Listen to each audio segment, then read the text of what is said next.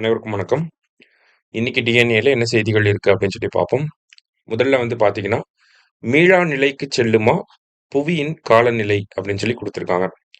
அதாவது புவியினுடைய சராசரி வெப்பநிலை அப்படிங்கிறது பார்த்தீங்கன்னா, 1.5 டிகிரி செல்சியஸா தாண்டக்கூடாது அப்படிங்கிறதுல உலக நாடுகள் எல்லாருமே கொஞ்சம் கவனத்தோட இருக்காங்க. அதுக்காக தான் பாரிஸ் ஒப்பந்தம் போடப்பட்டுச்சு. அதுக்காக தான் இந்தியாவுல வந்து பார்த்தீங்கன்னா, பஞ்சாமிர்த கொள்கைகள்லாம் வகுக்கப்பட்டுச்சு. நெட் ஜீரோ அப்படிங்கிறது 2070ஆம் ஆண்டு கொண்டு வரப்படும் அப்படிங்கிறது இந்தியா உறுதிமொழி அளிச்சிருந்தாங்க. பல உலக நாடுகள் வந்து பார்த்தீங்கன்னா, 2050லயே இந்த நெட் ஜீரோவ அச்சீவ் பண்ண போறோம் அப்படிங்கிற ஒரு ஒரு ப்ராமிஸ வந்து வச்சிருக்காங்க. ஆனா, ஏற்கனவே பார்த்தோம்னா, நம்ம புவியோடைய சராசரி வெப்பநிலை அப்படிங்கிறது 1.5 டிகிரி செல்சியஸ்க்கு மிக நெருக்கமாக 1.47 டிகிரி செல்சியஸ ஆல்ரெடி ரீச் பண்ணிருச்சு. ஒரு கட்டத்துக்கு மேல பார்த்தீங்கன்னா, டிப்பிங் பாயிண்ட் அப்படின்னு சொல்லி சொல்லுவாங்க. உச்சப்புள்ளி அப்படிங்கிற ஒரு கருத்தாக்கம் வந்து இருக்கு, அறிவியல் பொறுத்தவரைக்கும். அதாவது ஒரு ஒரு எந்த ஒரு விஷயமா இருந்தாலும், ஒரு டிப்பிங் பாயிண்ட் வர வரைக்கும் தான் நம்ப ஏதாவது வெல்ஃபேர் மெஷர்ஸ் எடுத்து அத வந்து சரி செய்ய முடியும். அந்த டிப்பிங் பாயிண்ட் அந்த லிமிட்ட தாண்டி போயிருச்சு அப்படின்னா, அதுக்கப்புறம் நம்ம என்ன நடவடிக்கைகள் எடுத்தாலுமே, அத வந்து நம்மனால திருப்பி கொண்டு வரவே முடியாது. லைக் ரிலேஷன்ஷிப் மாரி தான். ஒரு அளவுக்கு தான் வந்து என்ன பண்ண முடியும்? எதா இருந்தாலும் நம்ம பண்ணி வைக்க முடியும். ஒரு பாயிண்ட்ட தாண்டி போயிருச்சுன்னா, அது பிரேக்கிங் பாயிண்ட் தான் ரீச் ஆகும். இல்லையா? ஸோ இந்த டிப்பிங் பாயிண்ட்ட ரீச் பண்ணிருச்சு அப்படின்னா, நம்மளால என்ன ஒரு நடவடிக்கை எடுத்தாலும், எதுவுமே வந்து அவ்வளோ எஃபெக்டிவா வந்து இருக்காது. இதுக்கு நெறைய எக்ஸாம்பிள்ஸ் இருக்கு. இந்த உறைபனிகள் வந்து உருகுறது, அது டிப்பிங் பாயிண்ட்ட ரீச் பண்ணி இப்ப உருக ஆரம்பிச்சிருச்சு. கிரீன்லாண்டோட பனித்தகடு நிலை குலையறது, அமேசான் மழைக்காடுகளின் அழிவு, பவளத்திட்டுகளின் அழிவு, அட்லாண்டிக் மெரிட்டோனியல் நீர் சுழற்சியுடைய சீர்குலைவு, இந்த மாதிரி உலக அளவுல பார்த்தோம்னா, காலநிலை உச்சப்புள்ளிகள் அப்படிங்கிறது நெறையாவே நடந்திருக்கு. அந்த வகையில இந்த குளோபல் டிப்பிங் பாயிண்ட்ஸ் ரிப்போர்ட் 2025 என்ன சொல்ல வருது அப்படின்னு சொல்லி பார்த்தீங்கன்னா, பவளத்திட்டுகள் அப்படிங்கிறது டிப்பிங் பாயிண்ட்ட ரீச் பண்ணிக்கிட்டே இருக்கு அப்படிங்கிறத முன்னாடியில இருந்தே வந்து வலியுறுத்திக்கிட்டே இருந்தாங்க. 2023ஆம் ஆண்டுல இருந்தே இந்த பவளத்திட்டுகள் அப்படிங்கிறது நமக்கு டிப்பிங் பாயிண்ட்ட ரீச் பண்ண போகுது அப்படிங்கிறத சொல்லிட்டு இருந்தாங்க.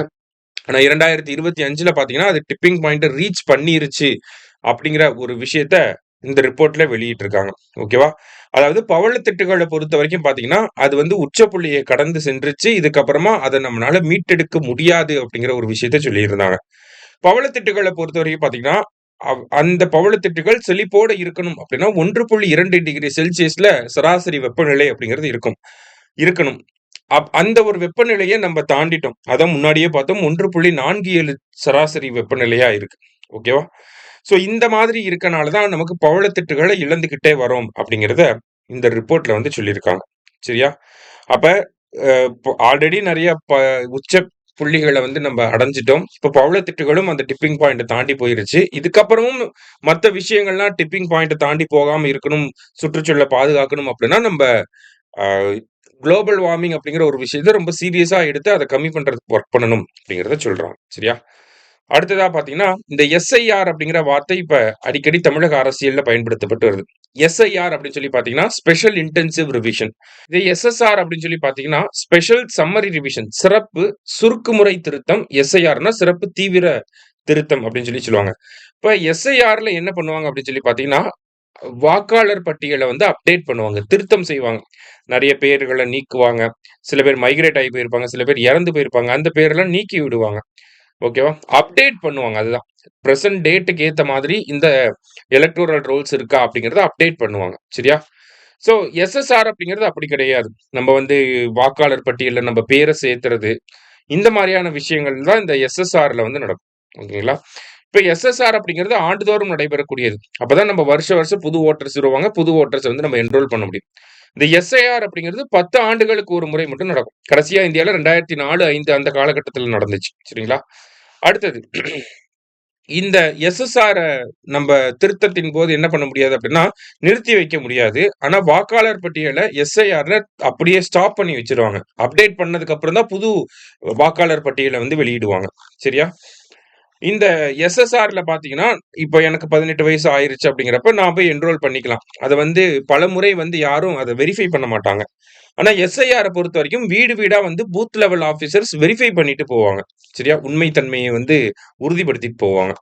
அடுத்தது இந்த எஸ்எஸ்ஆர்ல வருஷம் நடக்கக்கூடிய இந்த விஷயத்துல என்ன பண்ணுவாங்கன்னா, வருஷம் எஸ்எஸ்ஆர் நடக்கும். அதுல என்ன பண்ணலாம்னா, நம்ம அட்ரஸ மாத்திக்கலாம். பேர சேர்க்கிறது, நீக்கிறது இதெல்லாம் பண்ணிக்கலாம். ஆனா, இந்த எஸ்ஐஆர்ல என்ன பண்ண முடியாதுன்னா, புதுசா பேர சேர்க்கிறது, இந்த மாரி அட்ரஸ மாத்துறது, அந்த மாரியான சமாச்சாரங்கள் எதுவுமே இந்த எஸ்ஐஆர்ல பண்ண முடியாது. அடுத்ததா பார்த்தீங்கன்னா, சிறப்பு முகாம்கள் மூலமா வாக்காளர் பட்டியலுடைய திருத்தப் பணிகள் நடைபெறும். நம்ம கிராமத்துல கேம்ப் போட்டிருப்பாங்க. ஓகேவா? நம்ப வீட்ல யாராவது விட்டு போயிட்டாங்க, இல்ல வீட்ல யாராவது இறந்து போயிட்டாங்க, இல்ல புதுசா யாரையாவது சேர்க்கணும் அப்படின்னா, அந்த முகாம்ல போய் இவங்க பேர சேர்த்துக்கங்க அப்படின்னு சொல்லிட்டு வந்துரலாம். ஆனா, எஸ்ஐஆர்ல அந்த மாரியான முகாம்கள்லாம் இருக்காது. ஓகேங்களா? ஸோ இந்த வாக்காளர் பட்டியல் திருத்தங்கள எஸ்எஸ்ஆர்ல வந்து பார்த்தீங்கன்னா, தேர்தல் ஆணையமும், வாக்குச்சாவடி முகவர்களும் சேர்ந்து தான் பண்ணுவாங்க. ஓகேங்களா? பொதுவா பார்த்தீங்கன்னா, ஒரு பர்ட்டிகுலர் பெர்சன் இருப்பாங்க. அவங்க தான் வந்து அந்த ஒரு ஏ4 ஷீட் ஒரு பிரிண்ட் அவுட் எடுத்து வந்து நம்ம வீட்ல செக் பண்ணிட்டு இருப்பாங்க. பார்த்திருப்பீங்க. ஆனா இந்த எஸ்ஐஆர பொறுத்தவரைக்கும் பார்த்தீங்கன்னா, full and full booth level officers வச்சு யார் பண்ணுவா? எலக்ஷன் கமிஷன் மட்டும் தான் இன்வால்வ் பண்ணுவாங்க. சரியா? ஸோ இதுதான் எஸ்எஸ்ஆருக்கும், எஸ்ஐஆருக்கும் இருக்கக்கூடிய வித்தியாசங்கள். சரியா? கடைசியா பார்த்தீங்கன்னா, 8வது ஊதியக் குழு அப்படின்னு சொல்லி குடுத்திருக்காங்க. நமக்கு 7வது ஊதியக் குழு அப்படிங்கிறது பார்த்தீங்கன்னா, ஏ.கே. மாத்தூர் அப்படிங்கிற ஒரு தலைமையில 2014ஆம் ஆண்டு போடப்பட்டிருக்கும். 2016லேருந்து 26ஆம் ஆண்டு வரைக்கும் உண்டான அந்த பே கமிஷன வந்து ரெக்கமெண்டேஷன் அவர் குடுத்துட்டு போயிருப்பாரு. இப்ப 8வது ஊதியக் குழு அப்படிங்கிறது போடப்பட்டிருக்கு. யார் தலைமையில அப்படின்னு பார்த்தீங்கன்னா, ஓய்வு பெற்ற நீதிபதி ரஞ்சன பிரகாஷ் தேசாய் அவர்கள் தலைமையில போடப்பட்டிருக்கு. சரிங்களா? ஸோ இவங்கள பொறுத்தவரைக்கும் பார்த்தீங்கன்னா, பெங்களூர் ஐஐஎம் பேராசிரியர் புலாக் கோஷ் அவரு வந்து பகுதி நேர உறுப்பினராகவும், பெட்ரோலியத்துறையோட செயலர் பங்கஜ் ஜெயின் வந்து இந்த குழுவோடைய செயலராகவும் இருக்க போறாரு. 18 மாதங்கள்ல பரிந்துரைகள அளிக்க போறாங்க அப்படின்னு சொல்லி குடுத்திருக்காங்க. ஸோ இந்த ஊதிய குழுவோடைய ரெக்கமெண்டேஷன பேஸ் பண்ணி நமக்கு சென்ட்ரல் கவர்ன்மெண்ட் ஆஃபீசர்ஸ்க்கான சம்பளம், சென்ட்ரல் கவர்ன்மெண்ட் குடுக்கக்கூடிய பென்ஷன் எல்லாமே உயரும் அப்படிங்கிறத எதிர்பார்க்கலாம். சரிங்களா? ஸோ இன்றைய செய்தித்தாள்ல இருந்து முக்கிய செய்திகள பார்த்திருக்கோம். நன்றி. சுரேஷ் ஐஏஎஸ் அகாடமி வெற்றியின்